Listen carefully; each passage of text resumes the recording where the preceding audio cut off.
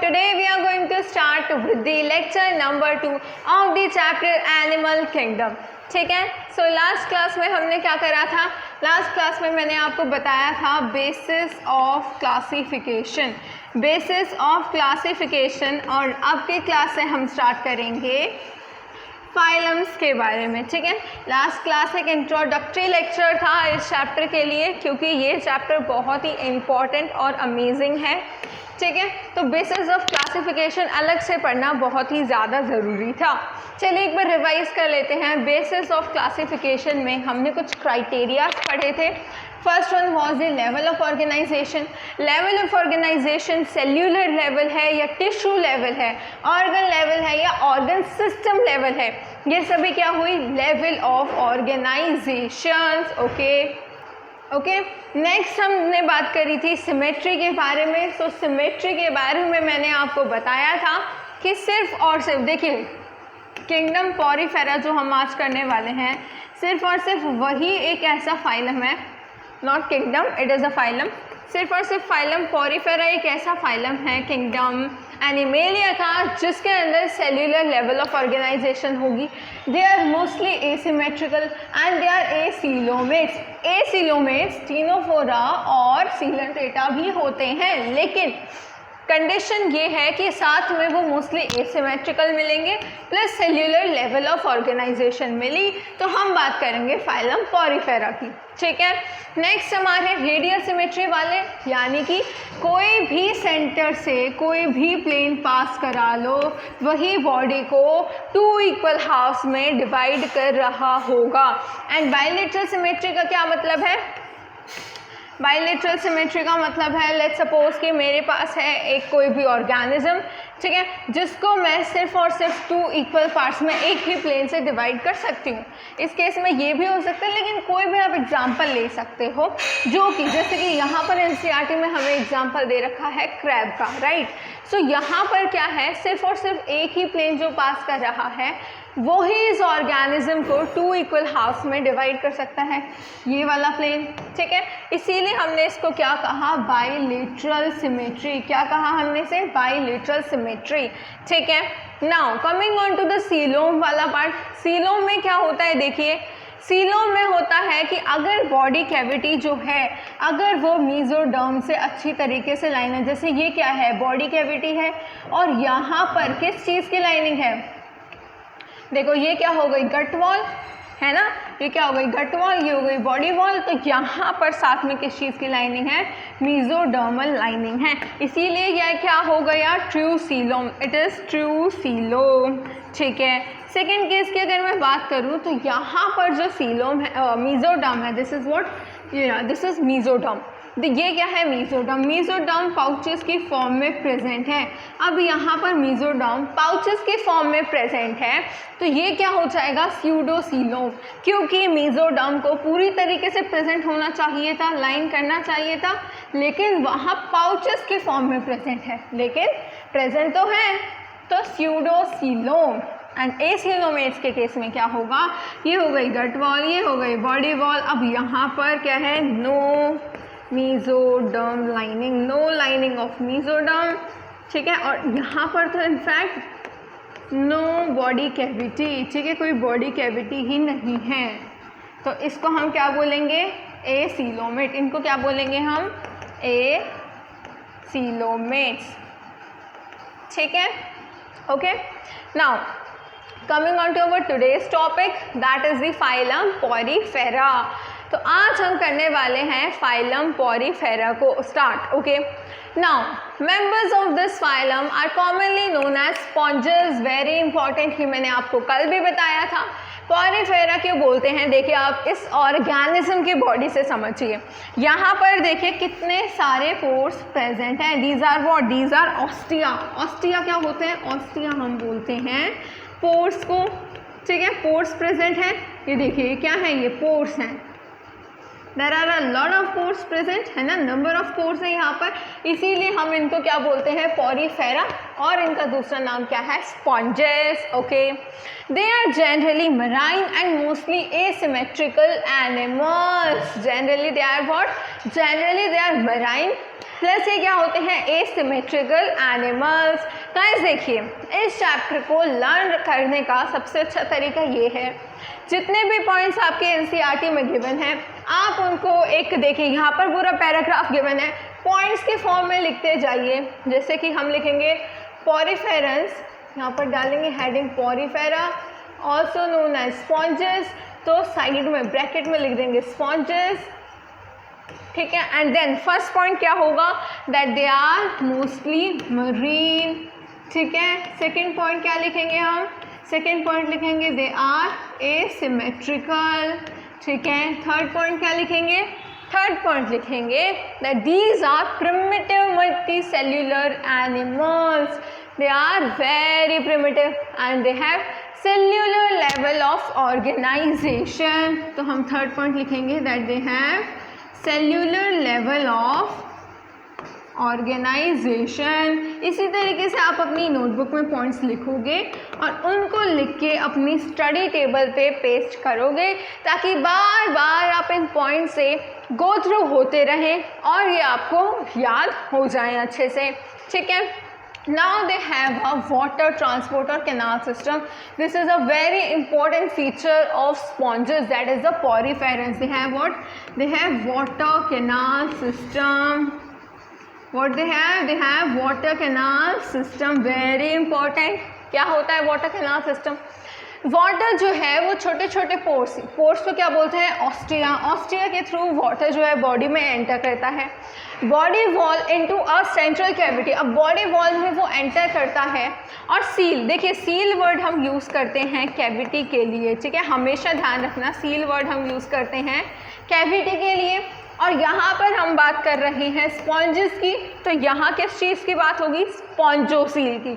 Sponges की body cavity that is the spongocoel. तो ostia से वाटर एंटर करता है स्पॉन्जोसील में, from where it goes out through the osculum. तो तीन पॉइंट्स आ गए, first one is your ostia, ठीक है, पहला पॉइंट क्या है, ऑस्टिया से एंट्री हुई वाटर की, ठीक है। सेकेंड बॉडी कैविटी में हुई, that is the spongocoel.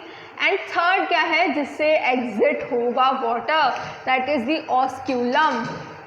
Clear हुआ सभी को। This pathway of water transport is helpful in the gathering, respiratory exchange and removal of waste. What, किस चीज़ की गैदरिंग, फूड गैदरिंग। तो किस किस चीज़ में, अब इसके फंक्शन यहाँ पर आप लिख सकते हो, ठीक है, फंक्शन लिख सकते हो फूड गैदरिंग में, किस किस काम में हेल्प कर रहा है ये, फूड गैदरिंग में, रेस्पिरेटरी गैशियस एक्सचेंज में, प्लस एक और काम जो ये करता है हमारा water canal system, that is the removal of waste. Okay, तो ये कुछ पॉइंट्स, अब देखो ये बहुत ही इंपॉर्टेंट है आपका वाटर कैनाल सिस्टम, ठीक है। इतने पॉइंट्स लिख लिए आपने, ये क्या हो गया, जहाँ से वाटर एंट्री लेगा, ये क्या हो गई, बॉडी कैविटी, ये क्या है, बॉडी कैविटी। एंड ये कहाँ है, क्या है, ऑस्क्यूलम क्या होता है, जहाँ से वाटर एग्जिट करेगा, वेस्ट एग्जिट करेगा, ठीक है। तो इतना सभी को क्लियर हुआ, इतना सभी नोट कर लें, और उसके बाद मैं अब आपको एक सुंदर से डायग्राम के साथ समझा दूंगी वाटर कैनाल सिस्टम। ओके, चलें डायग्राम पे। Okay, so this is your water canal system. अब यहाँ पर समझते हैं, ये हमारा हो गया एक स्पॉन्ज, ठीक है। अब यहाँ पर देखिए, स्पॉन्ज का नाम याद रखना इतना ज़रूरी नहीं है, तो मैंने वो नेम ही हटा दिया यहाँ से, ठीक है। सो देखिए, this is your water canal system in sponges, ठीक है। अब यहाँ पर क्या हो रहा है, सबसे पहले हम ढूंढेंगे स्पॉन्जोसील को एंड ऑस्टिया को। तो ऑस्टिया क्या होते हैं, बेसिकली पोर्स होते हैं, so these are the dermal ostia, these are the ostia, ठीक है। ऑस्टिया क्या होते हैं, ostia are nothing but the pores, ठीक है। Ostia are what, these are the pores. तो फर्स्ट पॉइंट क्या है, फर्स्ट पॉइंट है कि पोर्स के थ्रू वाटर एंटर करेगा, तो यहाँ वाटर ने ले ली एंट्री।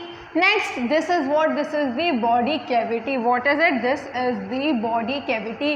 सो सेकेंड पॉइंट क्या होगा, कहाँ पर जाएगा अब हमारा जो वाटर है, that is inside the spongocoel.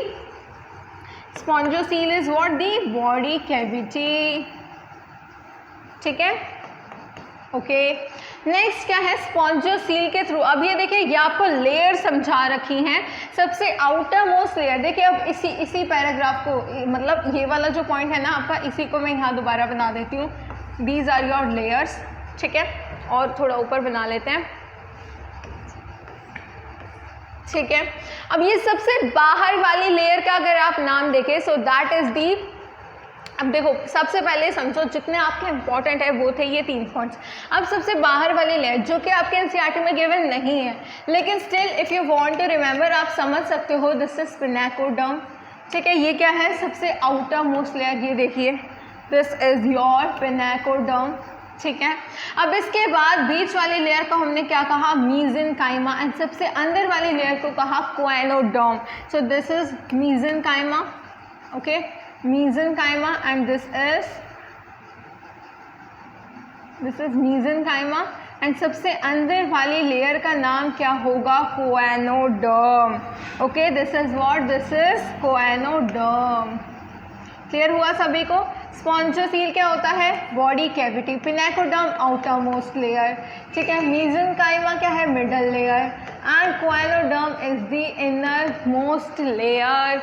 सभी को क्लियर हो गया। ये डायग्राम में जो जो लेबलिंग कर रखी है, आई होप आप सभी को क्लियर हो गई। Now this is what, this is the outgoing water, और वाटर कहाँ से आउट होगा, यानी कि एग्जिट कहाँ से होगी, through the osculum. So this osculum से क्या होगा, water will go out, this is the osculum, and this is what, this is ingressing water through dermal ostia, यानी कि वाटर अंदर आ रहा है डर्मल ऑस्टिया से, ओके। कोएनोसाइट्स की भी बात इंपॉर्टेंट होती है। These are what, see guys, these are the flagellated cells. What are these, these are the flagellated cells, ठीक है। ये समझिए, ये बहुत इंपॉर्टेंट है। ये फ्लैजिलेटेड सेल्स भी बहुत ज़्यादा रोल इंपॉर्टेंट प्ले करते हैं। इनका नाम होता है कोएनोसाइट्स, और यू कैन से देम फ्लैजिलेटेड सेल्स, ठीक है। क्लियर हो गया सभी को डायग्राम। आप इतने सभी पॉइंट्स अपनी नोटबुक में नोट कर सकते हो, okay. Now let's move on to the NCERT, okay. चलिए, अब हमने अपनी ओपन कर ली है एनसीईआरटी। चलिए, दिस पाथवे ऑफ वाटर, देखिए मैंने कहा था ना कोएनोसाइट्स वर इम्पॉर्टेंट है। कोएनोसाइट्स क्या होता है, choanocytes are the flagellated cells. चलिए लिखते हैं flagellated cells, okay.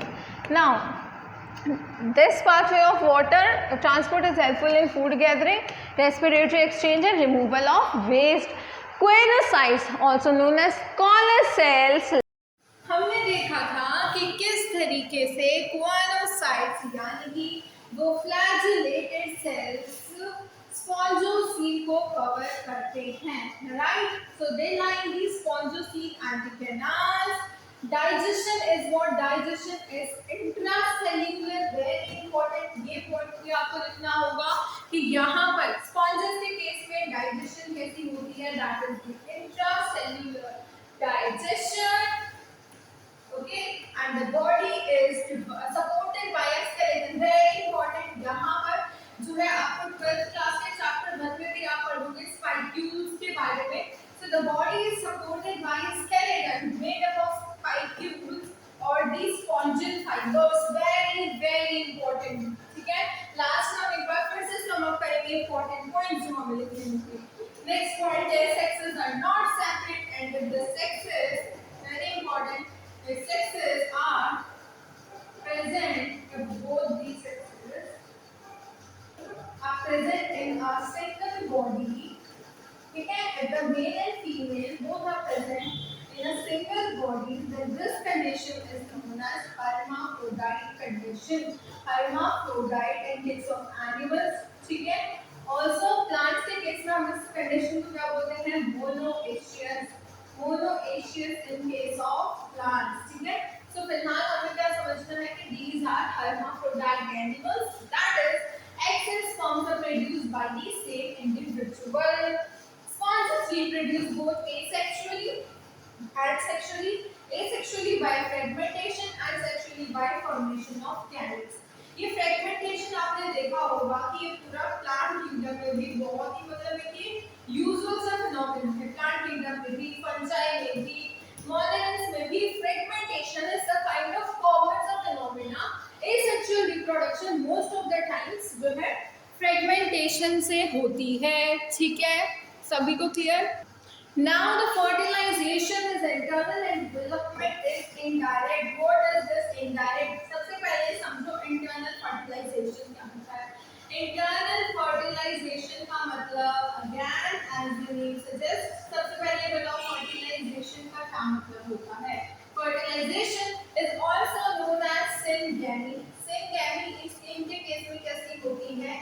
internal, that is the sperm and egg जो फ्यूजन होगी sperm और egg की, that will be fusion of sperm and egg will take place inside the body, ठीक है, inside the body. Clear हो गया सभी को? Again next point is development is indirect, that means they will have larval stages. Direct development का मतलब क्या होता है, जैसे कि इन केस ऑफ ह्यूमरस जो चाइल्ड होता है, ठीक है, जैसे यहाँ पर फर्टिलाइजेशन इंटरनल के बाद जो होगा वो लार्वा होगा, ठीक है, सबसे पहले लार्वा आएगा, उसके बाद एडल्ट स्टेज आएगी and that will resemble this sponge, ठीक है। अगर हम इसी स्पॉन्ज की बात करें तो यहाँ पर जो लार्वल स्टेज होगी after the fusion of the gametes, सबसे पहले वो होगी लार्वल स्टेज और लार्वल स्टेज के बाद फिर ये अडल्ट से रिसेम्बलेंस आएगी, ठीक है। लेकिन in case of direct development क्या होता है कि जो चाइल्ड होता है that is from the starting that is identical to the parents, clear, which is morphologically distinct from the adult, ठीक है, in direct case of development. तो जल्दी से हम पॉइंट्स इंपॉर्टेंट वाले हाईलाइट कर लेते हैं। सबसे ज्यादा important they are also known as sponges and they have a water canal system, ठीक है, and they are generally marine and asymmetrical animals, ठीक है। Now ये तो आपको याद रखना है, वाटर की एंट्री होगी ऑस्टिया से, spongocoel body cavity and water जो आउट जाएगा एग्जिट होगा वो होगा ऑस्क्यूलम से, ठीक है। पोएलोसाइट्स क्या करते हैं, ये लाइन करते हैं स्पॉन्जोसील को, डाइजेशन इंट्रासेल्युलर होती है एंड यहाँ पर स्पाइक्यूल्स और स्पॉन्जिल फाइबर से बॉडी को सपोर्ट किया जाता है, काइंड ऑफ स्केलेटन, ठीक है। सेक्स सेपरेट नहीं होते, that mean they are hermaphrodite animals, ठीक है, and the asexual reproduction takes place by fermentation, sexually by formation of gametes, ये तो सबको पता है। fertilization internal होती है and development is indirect, ठीक है। तो ये कुछ वेरी इंपॉर्टेंट पॉइंट्स थे हमारे स्पॉन्जेस के, ठीक है। आप एक तो आपको हाईलाइट करना होगा अपनी एनसीईआरटी में, इसके अलावा कुछ हाईलाइट नहीं है, ठीक है, सभी को समझ आया। अब डायग्राम से भी क्वेश्चंस आते हैं, कई बार बच्चे सोचते हैं कि डायग्राम इतने इंपॉर्टेंट नहीं है, एग्जांपल से आप कर लें दैट्स डन। नो, डायग्राम से एम्स लेवल तक के क्वेश्चन पूछे गए हैं, ये नहीं कह रही पूछे जा सकते हैं, मैं कह रही हूँ पूछे गए हैं एम्स लेवल तक के क्वेश्चन। तो बहुत इंपॉर्टेंट है, आपको डायग्राम दिया जा सकता है, मैच द फॉलोइंग के केस में, मैच द कॉलम के केस में पूछा जा सकता है, सर्च रीजन के केस में पूछा जा सकता है, सिंपल एमसीक्यू के फॉर्म में पूछा जा सकता है, क्वेश्चन आ सकता है। तो समझते हैं, चलिए सबसे पहला ये जो हमारा जो डायग्राम हमें स्पॉन्ज का दिख रहा है, दैट इज योर सर्कल, ठीक है, that is your circle and this one is your Euspongia, ठीक है, ये क्या है, यूस्पोंजिया and this one is spongilla, very important, ठीक है। तो ये डायग्राम्स आपको याद रखने हैं, डायग्राम्स आपको बनाने आने चाहिए, ठीक है, सभी को क्लियर हो गया ना। अब मैं बात करूं फिर ह्यूस्पोंजिया की, तो Euspongia is also known as what, bath sponge, ठीक है, बाथ स्पंज। साइकिल को स्काइफा भी बोलते हैं, स्पॉन्जिला को फ्रेश वाटर स्पंज भी बोलते हैं। So these are the common names and common names आप हर एक फाइलम में देखोगे, हर एक फाइलम के एग्जांपल्स में आपको common names देखने को मिलेंगे, which are also very important, ठीक है, बहुत ही ज्यादा इंपॉर्टेंट होते हैं कॉमन नेम्स भी, ठीक है। सो कभी भी ये मत सोचना कि कॉमन नेम्स याद करने की जरूरत नहीं है, डायरेक्ट हमें सर्कल, स्पॉन्जिला और ह्यूस्पोंजिया याद करना होगा। अगेन गाइस एक बहुत ही इंपॉर्टेंट नोटिस दे देती हूँ मैं आपको, ये जितने भी हमारे एनिमल किंगडम के केस में एग्जांपल्स आएंगे, ऑफ कोर्स बहुत सारे एग्जांपल्स होंगे, ये आपको याद करने की इच्छा नहीं होगी जरूर, तो वो मैंने आपको YouTube में शॉर्ट्स की फॉर्म में प्रोवाइड कर रखी है, वाईटी शॉर्ट्स, ठीक है, वो आप देख सकते हो चैनल पे या फिर आपको मैं डिस्क्रिप्शन बॉक्स में प्रोवाइड कर दूंगी, okay. Now coming on to the phylum Coelenterata, also known as Cnidaria क्यों कहा। अब उसको हमने फाइलम पॉलीफेरा का एक ओवरव्यू ले लेते हैं। पॉलीफेरा में हमने क्या कहा था, स्पॉन्जेस, ठीक है, स्पॉन्जेस। अब इनके पास क्या होता है, वाटर कैनाल सिस्टम होता है, वेरी इंपॉर्टेंट। अब ऑस्टिया, ऑस्क्यूलम और स्पॉन्जोसील के बारे में मैं यहाँ पर नहीं लिखूंगी because it's a quick revision, ठीक है। They are primitive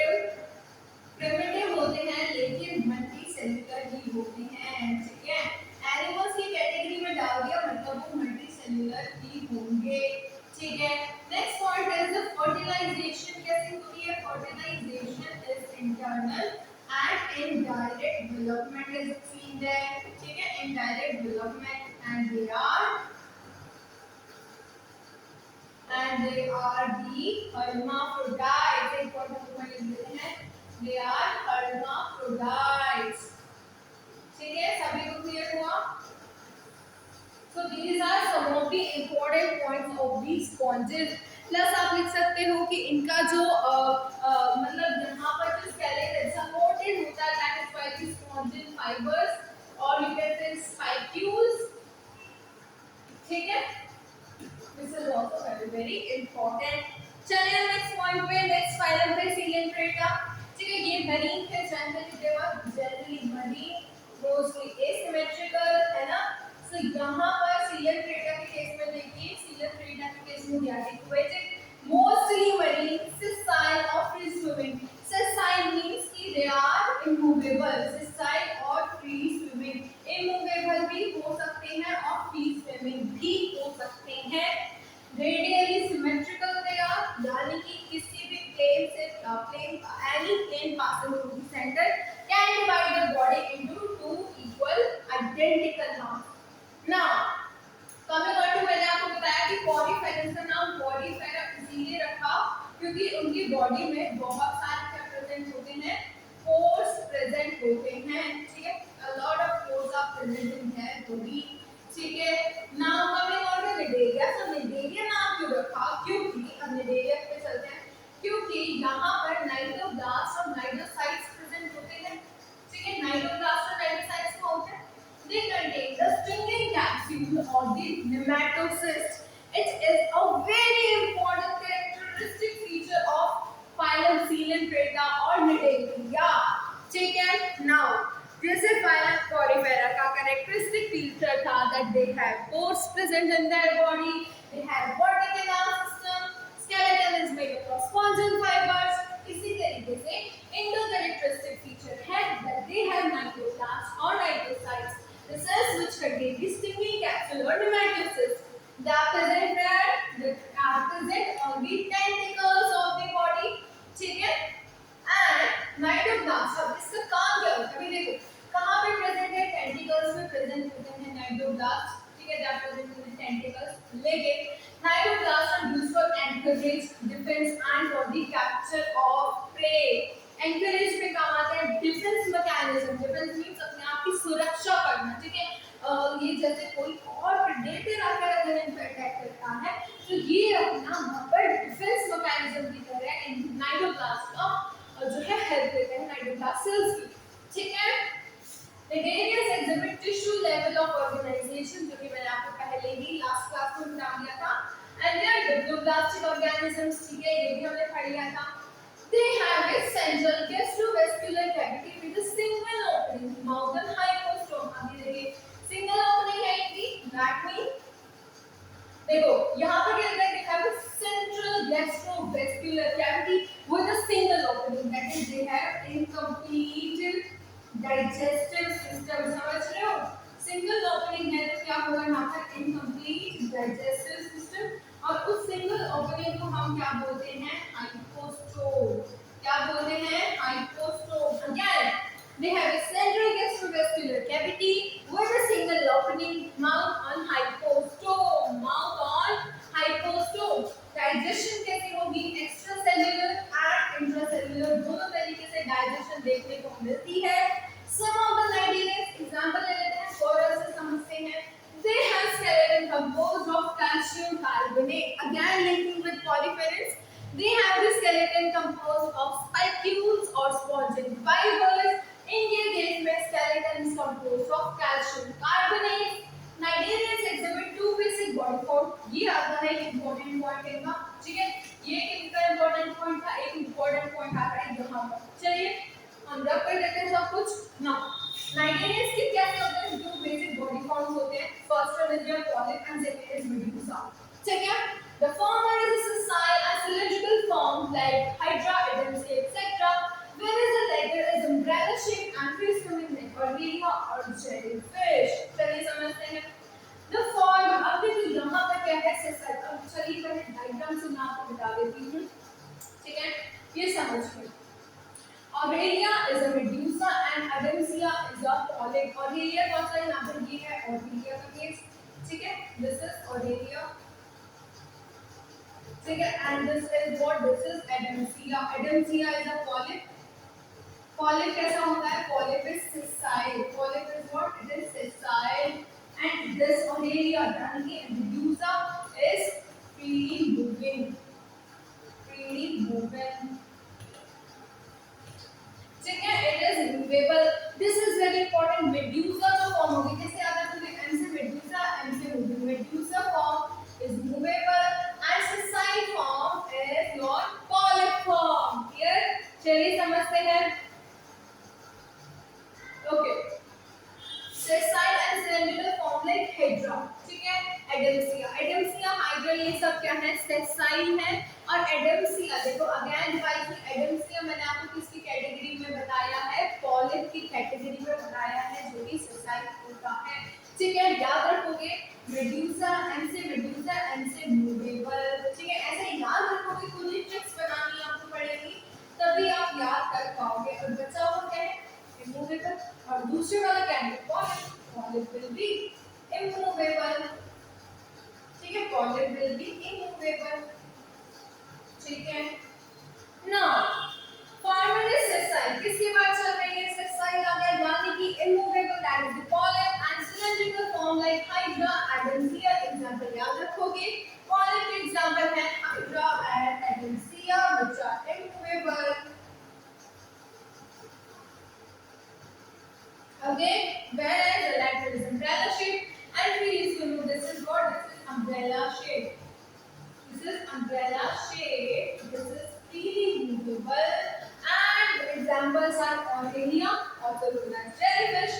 Those Nidarians which exist in four forms exhibit alternation of generation, and this alternation of generation is known as metagenesis। यानी कल की क्लास में मैंने आपको मेटामेरिज्म बताया था। मेटामेरिज्म क्या होता है? segmentation from the body, and this is metagenesis। so metagenesis और मेटामेरिज्म में आपको कंफ्यूज नहीं होना है, these both are different terms, ठीक है ना। मेटाजेनेसिस के अकॉर्डिंग क्या होता है? पॉलिप जो है, चलिए, polyp produces Medusa asexually and medusa forms the polyp sexually। तो यहाँ हम लिखेंगे पॉलिप एंड यहाँ हम लिखेंगे, ओके, यहाँ हम लिखेंगे पॉलिप एंड यहाँ हम लिखेंगे मेडुसा, ठीक है। अब देखो पॉलिप जो है वो मेडुसा को कैसे प्रोड्यूस करेगा? asexually। Polyp produces Medusa asexually and medusa forms the polyp sexually। तो यहाँ लिख लो asexually एंड यहाँ लिख लो sexually, ठीक है। तो पॉलिप कैसे फॉर्म कर रहा है? मेडुसा को asexually एंड मेडुसा फॉर्म कर रहा है पॉलिप को sexually। इतना आपको ध्यान रखना है, बहुत इंपॉर्टेंट है। And this is known as metagenesis, ये भी याद रखना है, मेटाजेनेसिस। ओके, एंड एग्जांपल कौन मेटाजेनेसिस शो करता है? Is your Obelia, very important, ठीक है। अब मैंने आपको बताया था हाइड्रा डेरमसिया क्या है? सेसाइल है। सेसाइल है मतलब कि वो क्या होंगे? पॉलिप होंगे, ठीक है। एडमसिया का दूसरा नाम है सी एनिमोन। एडमसिया का दूसरा नाम है सी एनिमोन। फिजेरिया का दूसरा नाम है पोर्टुगीज मेनोफोर। बहुत बार क्वेश्चन आता है फिजेरिया से। पेनिजुला, सी पेन, देखो पेनिजुला, देखो पी से पेन है ना, पेनिजुला, सी पेन, ठीक है, सी में प्रेजेंट है इसलिए सी पेन, नाम से पता लगता है। गोर्गोनिया, सी पेन, इनके आप देखो स्ट्रक्चर देखोगे ना छवा, तो आपको समझ आएगा कि हाँ देखो ये मेन ट्रेना जो है ना वो ब्रेन की तरह प्रेजेंट है, और जो वो समुद्र के अंदर प्रेजेंट है तो हमने लिखा ब्रेन कॉरल, ठीक है। सी पेन, गोर्गोनिया, गोर्गोनिया की जब आप इमेज देखोगे तो आपको लगेगा ये तो फैन की तरह है, तो इसीलिए हमने नाम पे लिया सी पेन। आज का आपको होमवर्क रहेगा, आपको सबके इमेज देख के आनी है, पेनिजुला की, गोर्गोनिया के, मेरे मेन ट्रेना की, इन तीनों के तो जरूर देख के आनी है। और फिर आप मुझे जरूर बताना क्या इनके कॉमन नेम के साथ इनकी रिसेम्बलेंस होती है या नहीं होती। Again revising the phylum Cnidaria. Phylum Cnidaria में हमने क्या पढ़ा? That they are also known as सी रेस्पिरेटा। और निडेरिया नाम क्यों रखा था इनका? हमने इनका नाम निडेरिया रखा था क्योंकि इनके पास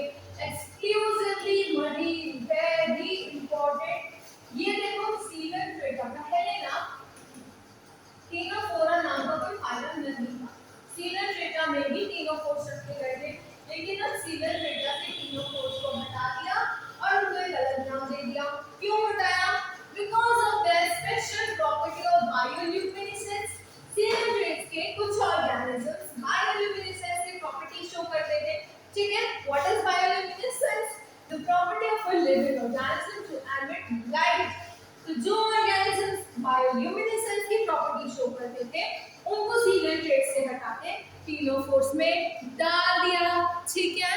it's a well marked feature और characteristic of ctenophores. Sexes are not separate here. Sexes are not separate. That means they are hermaphrodites again.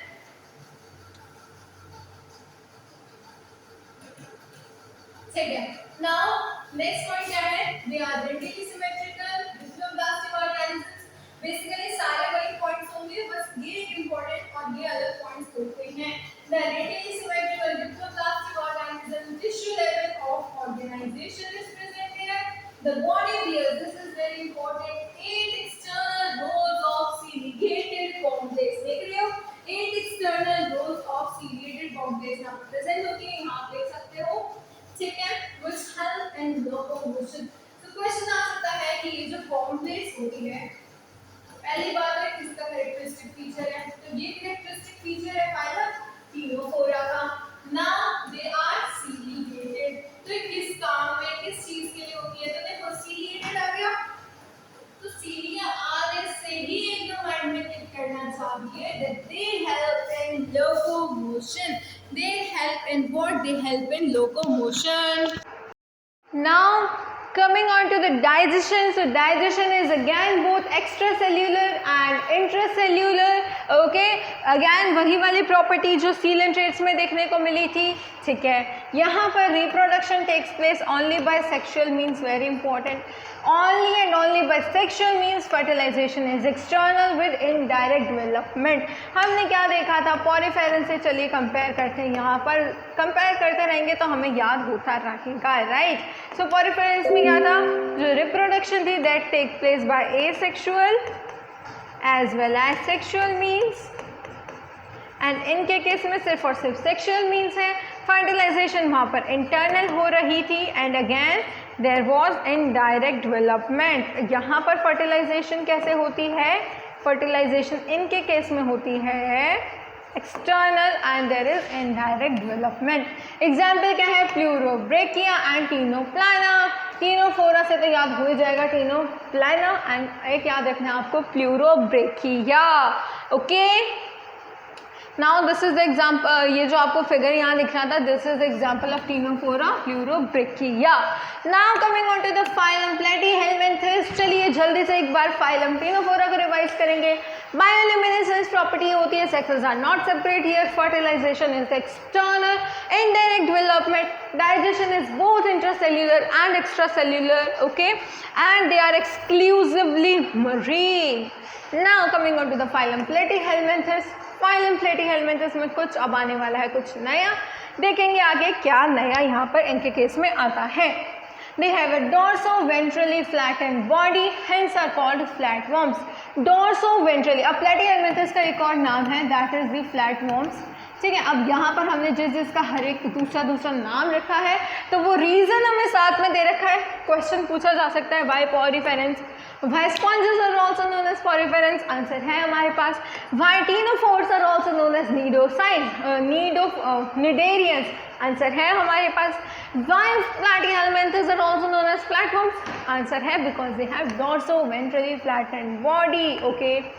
These are mostly endoparasites. Endoparasites क्या होते हैं, जो कि एनिमल्स की बॉडी के इनसाइड मिलते हैं, इंक्लूडिंग ह्यूमन बींग्स, ठीक है, इंक्लूडिंग ह्यूमन बींग्स। एंडोपैरासाइट्स और ह्यूमन बींग्स के केस में भी हो सकते हैं। नाउ अभी तक मैंने आपको बताया था रेडियल सिमेट्री हो रही थी, अभी तक है ना, हमने क्या पढ़ा था अभी तक, रेडियल सिमेट्री के बारे में। पर अब इनके केस में हमें देखने को मिलती है bilateral symmetry, which is very important. Bilateral symmetry हुई थी स्टार्ट प्लेटीहेलमिन्थस के केस से, so they are bilaterally symmetrical. Triploblastic again very important, bilaterally symmetrical के साथ साथ ट्रिप्लोब्लास्टिक ऑर्गेनिजम्स भी यहीं से शुरू हुए थे, and they are acoelomate, but they are acoelomate, इसका भी ध्यान रखना। With organ level of organisation, अभी तक टिश्यू लेवल ऑफ ऑर्गेनाइजेशन थी, फ्लैटवर्म्स में आते आते इतनी इवोल्यूशन हो गई that they are bilaterally symmetrical, ठीक है, लिखेंगे exclusive points, bilaterally symmetrical, they are bilateral symmetrical हो गया, they are triploblastic organisms, and the last point is that they have organ system or organ level of organization, organ level of organization. Hooks and suckers are present in the parasitic forms. अब mostly they are endoparasites. अब इन parasites में मतलब जो भी सभी parasites तो नहीं है, मोस्टली पैरासाइट्स हैं, तो जो पैरासाइट्स हैं उनके पास क्या प्रेजेंट होते हैं, hooks and circles are present in the parasitic forms. Some of them absorb nutrients from the host directly through their body surface. ठीक है, कुछ कैसे करेंगे, डायरेक्टली अपनी बॉडी सरफेस के थ्रू न्यूट्रिएंट्स एब्जॉर्ब कर लेते हैं. स्पेशलाइज्ड सेल्स इनके पास होते हैं जिनको हम बोलते हैं फ्लेम सेल. वेरी इंपॉर्टेंट, यहाँ से क्वेश्चन पूछा जा सकता है. Flame cells help in osmoregulation and excretion in case of platyhelminthes. Very important. Flame cells help in osmoregulation and excretion in case of platyhelminthes. ठीक है, तो क्वेश्चन यहाँ से पूछा जा सकता है, यहाँ से और यहाँ से पूछा जा सकता है, प्लस फ्लेम सेल से भी पूछा जा सकता है क्वेश्चन. Now again, यहाँ पर भी sexes are not separate, fertilization is internal and development is through the many larval stages. यानी कि यहाँ पर कैसी डेवलपमेंट होती है, इनडायरेक्ट डेवलपमेंट. जहाँ पर भी many larval stages हैं, that mean indirect development होगी. Examples are planaria. Planaria possesses high regeneration capacity. Some members possesses high regeneration capacity. Important है, सभी को याद हो गया. ये कुछ ऐसे पॉइंट्स है bilaterally symmetrical, triploblastic, organ level of organisation, जो पहली बार हमें देखने को मिले थे प्लैटीहेल्मिंथस में. ठीक है. पॉलीफेरेंस में क्या था, cellular level of organization. Coelenterates में और टीनोफोरेंस में था tissue level of organization. Platyhelminthes में हमारे पास आया organ level of organization. Poriferans, ctenophores and coelenterates were diploblastic, but these are the triploblastic organisms. And वो सभी देखो, पॉलीफेरेंस तो थे ही asymmetrical mostly, and this ctenophores and coelentrates were radially symmetrical. So bilaterally symmetrical भी इन्हीं को पहली बार देखा गया. फ्लेम सेल से क्वेश्चन पूछा जा सकता है that they help in osmoregulation and excretion. Again, sexes are not separate here. Fertilization is internal and development is indirect. Examples हमें याद रखने होंगे, Taenia solium and Fasciola liver fluke. ठीक है, ये क्या है इनका साइंटिफिक नेम, टीनिया सोलियम. ठीक है, now and this is Fasciola. ये सभी आपको याद रखना है. This is your tapeworm and this is your liver fluke. इनका डायग्राम भी आपको पता होना चाहिए. Clear? Okay, now coming on to the Ash helminths. Ash helminths, the body of Ash helminths is circular in cross section. कैसी होती है, circular in cross section. Very important. देखो, प्लैटीहेल्मिंथस की बॉडी डॉर्सोवेंट्रली फ्लैट थी, इसीलिए उनको हमने क्या कहा था, फ्लैटवर्म्स. एश हेल्मिंथस के केस में अगर मैं बात करूँ तो देखो, पहली बात तो ये समझो हेल्मिंथस का मतलब क्या होता है. ये हमें प्लैटीहेल्मिंथस के केस में समझना चाहिए था, पर कोई बात नहीं. हेल्मिंथस का मतलब क्या होता है, हेल्मिंथस मीन्स वर्म्स. ठीक है, हेल्मिंथस का मतलब क्या होता है, वर्म्स. ठीक है. नाउ एश हेल्मिंथस, प्लैटीहेल्मिंथस के केस में क्या हुआ था, that they were dorsoventrally symmetrical, so they were flatworms. ठीक है, डॉर्सोवेंट्रली flatten, so they were flatworms. एश हेल्मिंथस के केस में क्या है तो ये भी वर्म्स, बट उनका जब हमने क्रॉस सेक्शन लिया तो that was circular. So that mean इनका हमने नाम क्या रख दिया, राउंड वर्म्स. ये कैसे हो सकते हैं, फ्री लिविंग, एक्वेटिक, टेरेस्ट्रियल और parasitic in both plants and animals. Parasitic हमें ये प्लांट्स के केस में एज वेल एज एनिमल्स दोनों के केस में ही देखने को मिल सकते हैं. Round worms have organ system level of organisation. ये पॉइंट इनमें आया. बायलेटरली सिमेट्रिकल तो प्लैटीहेल्मिंथस में ही देखने को मिल गया था. They are triploblastic and this is very important. They are pseudocoelomate animals. अभी तक क्या था, अभी तक सीलोम इतने अच्छे से डेवलप नहीं हुआ था, सीलोम नहीं आया था एसीलोमेट ऑर्गेनिज्म से. लेकिन एश हेल्मिंथस में यहाँ से क्वेश्चन पूछा जा सकता है that they are coelomate organisms, animals, pseudocoelomate animals. Elementary canal is complete with a developed muscular pharynx. This is very important. यहाँ पर मस्कुलर फेरिंक्स भी डेवलप्ड होता है. अब यहाँ पर स्पेशली दे रखा है मस्कुलर फेरिंक्स इज डेवलप्ड, तो कुछ ना कुछ रीज़न होगा, आप ध्यान रखना. एक्सक्रीटरी ट्यूब यहाँ पर रिमूव करती है वेस्ट को from the body cavity through the excretory pores. Sexes यहाँ पर सेपरेट होते हैं. प्लैटिहेलमिंथस के केस में क्या था वो आप मुझे बताएंगे. इनके केस में तो सेक्सेस सेपरेट होते हैं. They are dioecious. Okay, that mean males and females are distinct often. अब ये देखिए, this is female and this is a male Aschelminthes यानी कि round worm. Okay, now often females जो है वो मेल से लॉन्गर होती हैं. देखिए ये है हमारी female Aschelminthes and this is a male Aschelminthes and ये राउंड वर्म. सो यहाँ पर देख सकते हो फीमेल जो है वो लॉन्गर है मेल से and this is known as what, this is sexual dimorphism, जो कि एस हेलमिंथस के केस में हमें देखने को मिलता है. Sexual dimorphism. Okay, fertilization is internal and development में be direct. The young ones resemble the adult, और इनडायरेक्ट भी हो सकती है, डायरेक्ट भी हो सकती है. डायरेक्ट मैंने आपको बताया था क्या होता है, इनडायरेक्ट भी मैंने आपको बता दिया. फर्टिलाइजेशन यहाँ पर इंटरनल होती है, तो इस बात का ध्यान रखेंगे दैट दे आर स्यूडोसीलोमेट्स. ठीक है, and they have organ system level of organisation, organ system level of organization, and they show sexual dimorphism. Females are longer than males. Okay, clear? So now these are the examples. Ascaris, also known as roundworm, Wuchereria, pillarworm, and Encliostoma hookworm. These are the examples जो कि आपको याद रखने हैं. Now coming on to the last phylum for today, that is the phylum Annelida. इनका characteristic feature क्या है? They show metameric segmentation. This is the characteristic feature of phylum Annelida. They may be aquatic, marine or fresh water, or they may be terrestrial, flea living and sometimes parasitic. So ये इनका जो है रहने का ढंग बता रखा है, कहाँ पर इनका हो सकता है habitat. Organ system level of body organisation देखने को मिलेगी. They are bilaterally symmetrical, triploblastic organisms, metamerically segmented and coelomate animals. अब देखो एशेलमिंथस कैसे थे, एशेलमिंथस वर स्यूडोसीलोमेट्स. अब इनके केस में अगर मैं बताऊं आपको, तो ये गट वॉल, ये बॉडी वॉल, और यहाँ पर होगी एक प्रॉपर जो है बीच में मीजोडर्मल लाइनिंग होगी. ठीक है, so this is known as coelomate organisms. ठीक है, ये क्या हो गई, प्रॉपर मीजोडर्मल लाइनिंग हो गई.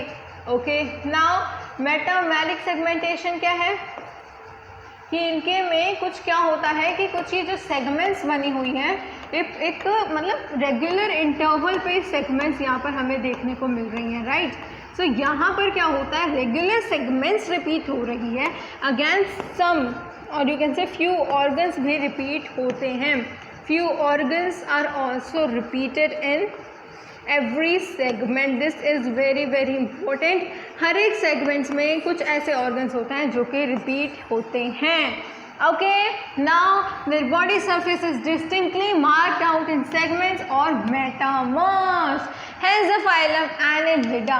एनेलिडा नाम क्यों रखा, लैटिन में देखते हैं. एन्युलस मीन्स लिटिल रिंग, और यहाँ पर देखो कितनी सारी लिटिल रिंग्स बनी हुई है ना. ये एन्युलस का मतलब क्या होता है, लिटिल रिंग, और ये सभी क्या है, little rings. Okay, now coming on to, they possess longitudinal and circular muscles which help in locomotion. Ctenophores के केस में मैंने आपको बताया था ciliary complex were present for locomotion. इनके केस में लॉन्गिट्यूडनल और सर्कुलर मसल प्रेजेंट होती हैं for locomotion. Aquatic annelids like Nereis, very important Nereis. अब यहाँ से याद रखना है कि नेरिस क्या है, Nereis is an example of aquatic, Nereis is an example of aquatic annelid. Nereis possesses lateral appendages known as parapodia which help in swimming. Okay, so parapodia Nereis में है जो कि स्विमिंग में हेल्प करते हैं. सो Nereis possesses यानी कि कुछ एक्वेटिक एनालिड्स जो होते हैं, ठीक है, हर एक में नहीं होगा, एक्वेटिक एनालिड्स में होंगे. ये क्या example is your Nereis, they have parapodias. Parapodia किस चीज़ में हेल्प करते हैं, they helps in swimming, they helps in swimming. Okay, a closed circulatory system is present here, very important. Nephridia क्या है यहाँ पर, nephridia helps in osmoregulation and excretion as well. Flame cells किसके केस में देखे थे, जल्दी से बता दो कमेंट सेक्शन में, जो कि एक्सक्रीशन में हेल्प कर रहे थे.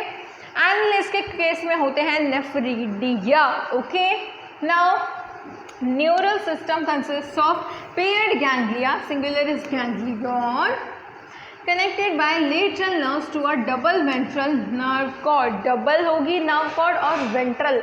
वेंट्रल मीन्स आगे की साइड पे जो है वो नर्व कॉर्ड प्रेजेंट होगी. Very important. कॉर्डेट्स के केस में क्या होता है, सिंगल, ठीक है, कैसी होती है कॉर्डेट्स के केस में, single dorsal nerve cord. And these are the non chordates. Non chordates के केस में हम याद रखेंगे कैसी नर्व कॉर्ड होगी, double ventral nerve cord. Nereis, an aquatic form, is dioecious, but earthworm and leeches are monoecious. Reproduction is sexual. Very important. Nereis के ऊपर questions बन सकते हैं. Nereis के पास पैरापोडिया प्रेजेंट होता है या नहीं, तो आंसर इज यस, प्रेजेंट होता है. Nereis एक aquatic form है एनालिड्स की. Nereis dioecious है, यहाँ से तो क्वेश्चन आते ही आते हैं, ठीक है. Nereis क्या है, dioecious है. तो एग्जाम्पल्स, नेरिस के बारे में इतना पढ़ लिया तो मतलब नेरिस तो एग्जाम्पल होंगे ही ना. सो नेरिस आर द एग्जाम्पल, ठीक है. नेरिस एंड अर्थवर्म को तो हम भूल ही नहीं सकते. एनालिडा का नाम याद आते ही अर्थवर्म का नाम याद आना चाहिए, Pheretima. And the Hirudinaria, blood sucking leech. So this is Hirudinaria, that is the leech, and this is Nereis and these are the Parapodias. Okay, so I hope आपको Annelida kingdom तक सब कुछ clear हो गया.